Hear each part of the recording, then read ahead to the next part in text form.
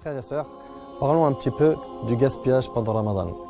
Pourquoi parler de ce sujet? Car comme vous le savez, Ramadan, lorsqu'il arrive, les gens quelques jours avant Ramadan sont dans les centres commerciaux, c'est leur droit. Ils remplissent les caddies, c'est leur droit.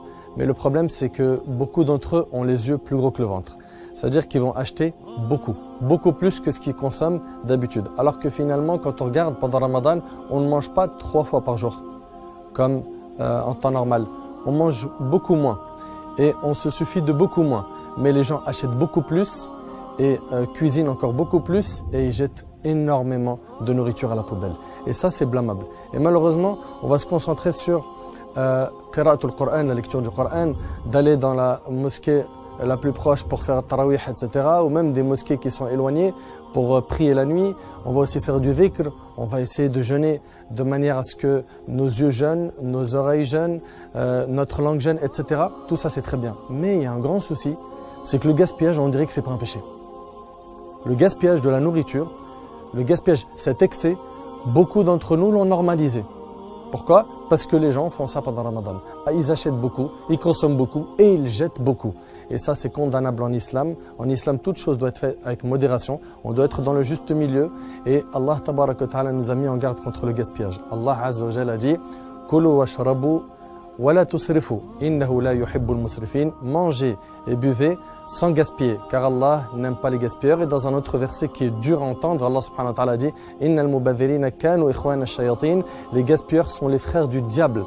Et le prophète sallallahu alayhi wa sallam a dit « Écoutez attentivement, mangez et buvez et faites des aumônes tant que cela n'est pas accompagné d'un excès, écoutez bien, d'un excès ou de l'orgueil. » Donc chacun d'entre nous doit se remettre en question. Et pour aller droit au but, comment faire pour être quelqu'un d'équilibré dans sa consommation pendant Ramadan? La première des choses, se rappeler que Ramadan, ce n'est pas le mois du ventre.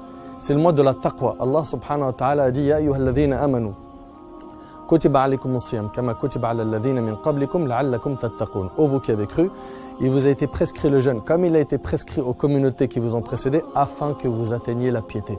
L'objectif, c'est de purifier ton âme, ton cœur pendant Ramadan. Et pas que tu consommes, tu manges, tu te fais inviter, t'invites, et tu regardes la liste des invitations comme certains. Aujourd'hui, on est ici, demain, c'est un tel qui vient chez moi, etc. Je ne dis pas que les invitations ne sont pas permises en islam. Le problème, c'est qu'il y en a, ils ne se concentrent que sur la nourriture, et ça, c'est très grave. Donc mes frères ainsi que vous, mes sœurs, Ramadan, c'est pour purifier son âme. C'est pour apprendre à mieux se contrôler, à acquérir la patience et non à manger et à gaspiller et à jeter à la poubelle comme on le voit. Donc la première des choses, redéfinition de l'objectif de Ramadan. Ramadan, c'est pour atteindre la taqwa et non pas pour manger. D'accord?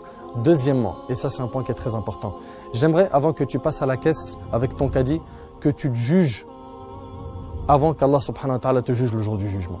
Tu seras jugé sur tout ce que tu as fait sur terre. Et quand tu passes avec un caddie qui est, tabarakallah, inondé, plein, et des choses que vous allez finalement pas manger, d'accord, ou que vous allez jeter à la poubelle, ben, il faut que tu te remettes en question. Remets-toi en question, car Omar ibn Khattab radiyallahu anhu, il nous l'a rappelé, il a dit dans son athar, il a dit jugez-vous avant d'être jugé et pesez vos actions avant qu'elles vous soient pesées. Mon frère ainsi que toi ma soeur, si tu fais des achats, fais-le avec modération. N'aie pas les yeux plus gros que le ventre. Et à chaque fois, dis-toi, est-ce que j'ai besoin de tout ça pour aujourd'hui?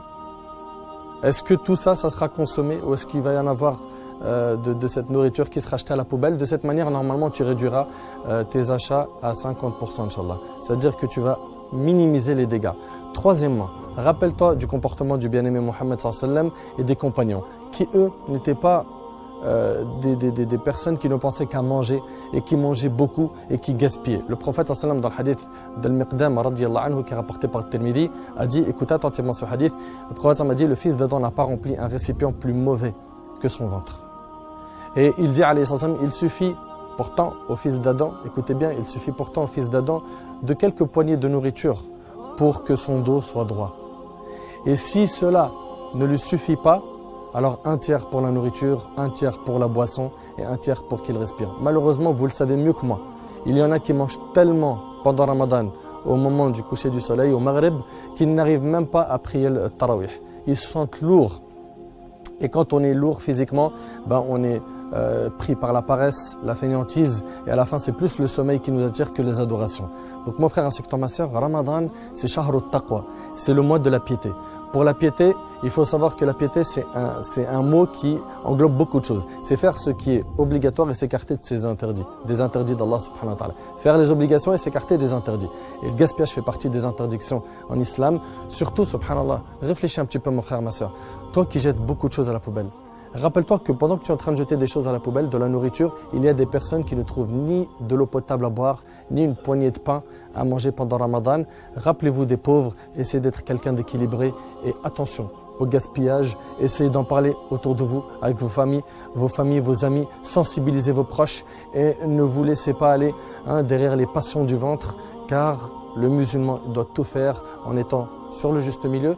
Qu'Allah subhanahu wa ta'ala me facilite ainsi qu'à vous d'écouter ces paroles attentivement et de les mettre en pratique.